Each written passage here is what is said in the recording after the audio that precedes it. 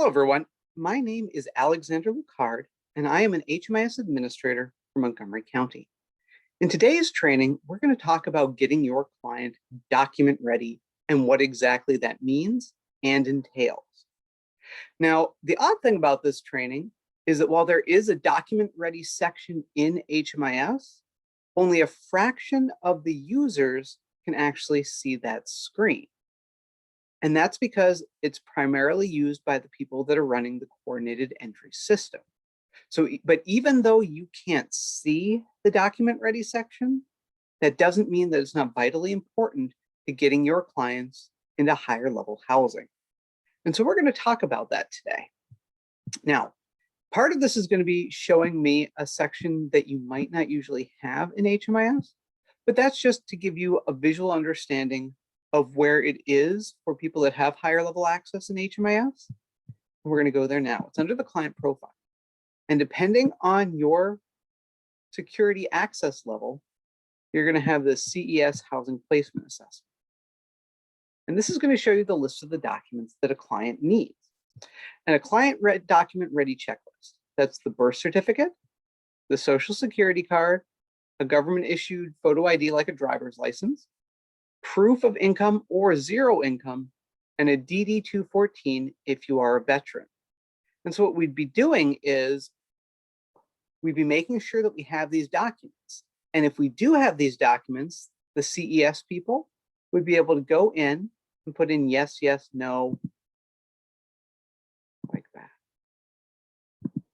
And then for the veteran one, you can leave that blank if they're not a veteran.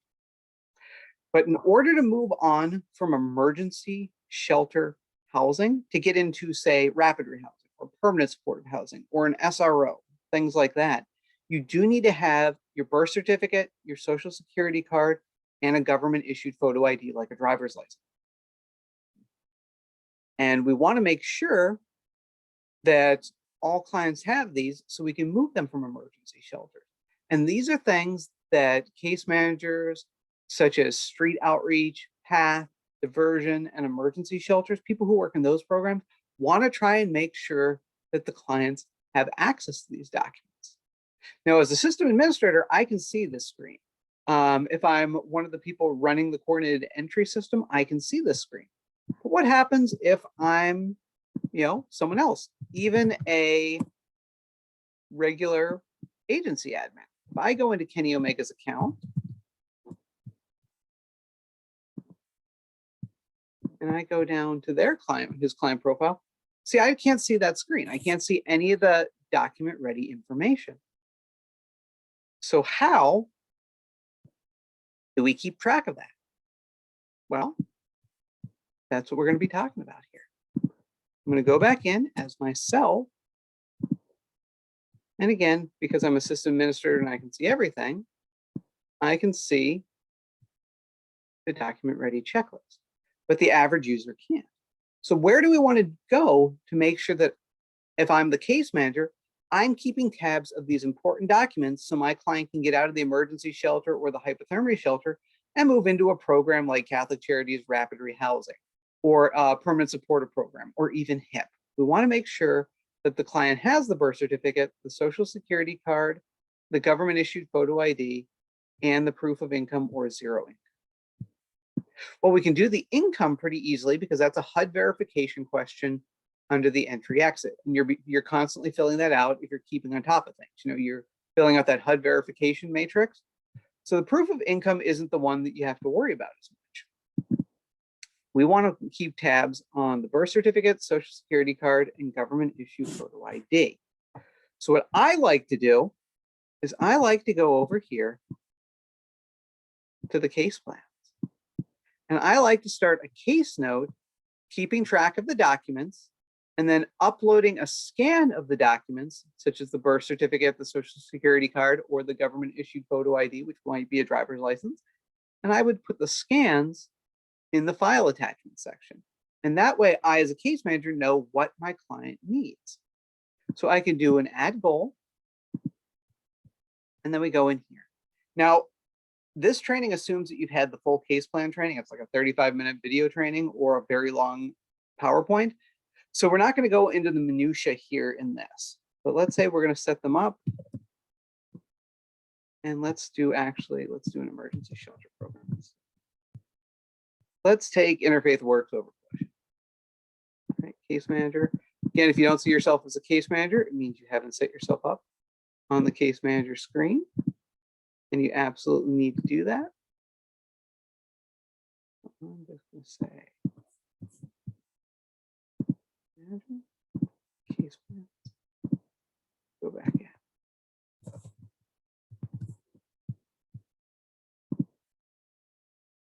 Right. Date the goal is set. We're going to say 0701. And then we have to choose what's the best classification. Now, here in Montgomery County, we don't have a personal documents choice for classifications.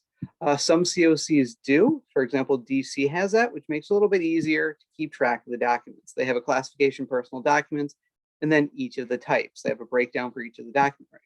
But we don't have that in Montgomery County. So where can we go to keep track of the documents? Well, there's several different options here that we can do. For example, I would do housing and maybe type, achieve housing stability. Because what do you need in order to achieve housing stability? You need to have those documents. Another option, we can just go down here, would be other. Of course, we can do other and other. Other's always a good catch-all for case notes, not for anything else, though, especially under the entry exit screen. We could also do general case note. So there's a lot of different options. It's going to be what works best for you, but we want to absolutely make sure that we get them in. Like self-sufficiency, there really isn't a good option in here. Or shelter update. If you are a low barrier shelter, maybe you could do the weekly shelter update option. But overall, there are some different places you can put. And then you just want to put in the goal description. And you're going to want to do something like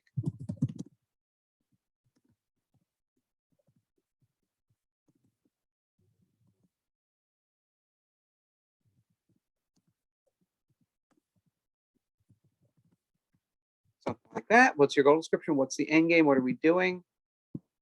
We've got this in progress. Add goal. Now, what I like to do for my first case note is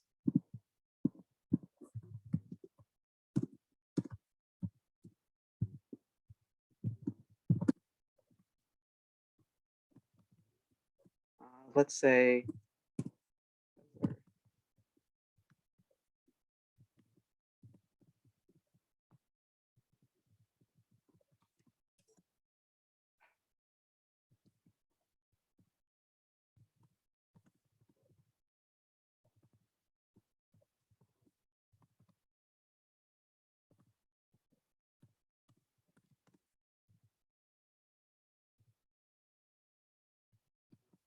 and I completely misspelled necessary.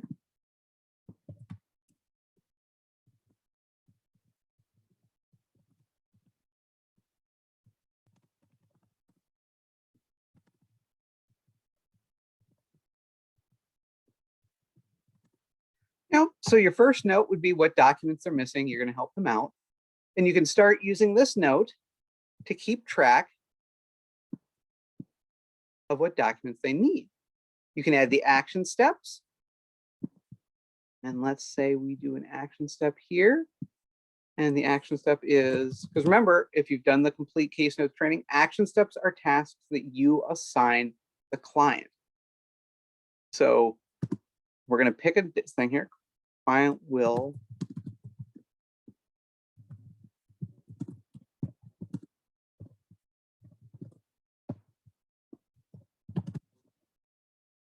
and we pick a target date. Let's say we'll give him till the end of the month to fill that paperwork out.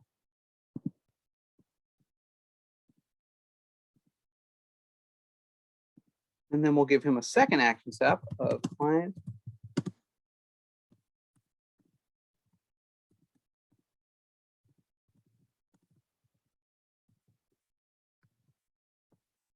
again, you're going to give them till the end of the month. You can give them a couple of days. I'm just being generous here for the purposes of training. Progress save. And now we have a case note to help us keep track of the documents that the client needs. We can go in, we can see that we've started the notes, we started talking about it, and we've got the information on Social Security, and I misspelled Social Security in that note. And client will fill out the paperwork to obtain a copy of their birth certificate. So you've got these two tasks that you've assigned the client, you started a case note on it, and then eventually you can upload the copies of your documents. Let's say choose file, documents, and you can do sample document for uploading in this case.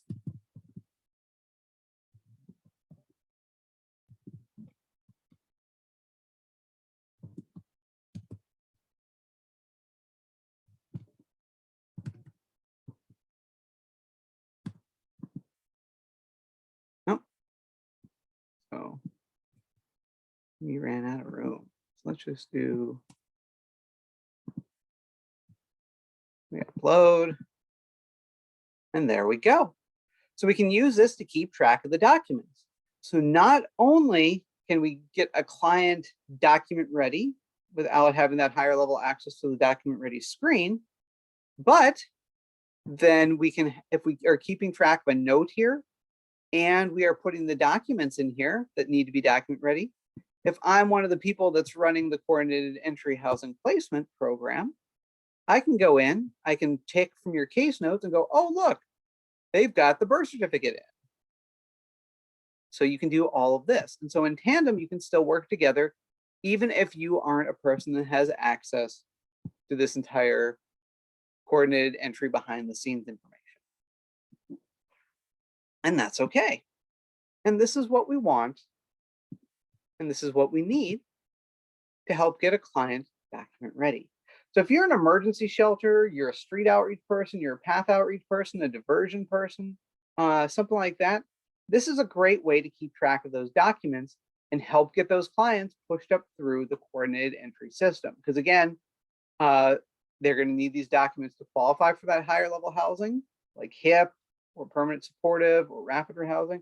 And so this is a great way to keep tabs on those documents that the client needs, because you can just click on the goal. You can always check on those action steps you have working on. So you can be like, hey, Bob, or in this case, Kenny, do you have that birth certificate paperwork filled out? Do you have that social security card paperwork filled out? And you as a case manager can keep tabs on them and really help keep them moving on getting those documents so they can eventually qualify for higher level housing. And that's all there is for the training today.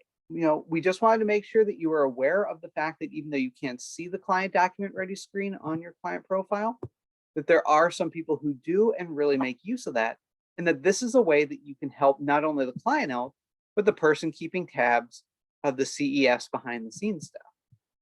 So a good case note with action steps to keep track of those documents, and also a way to upload that case plan file attachment so that we can say, hey, yeah, here's proof that they have the document.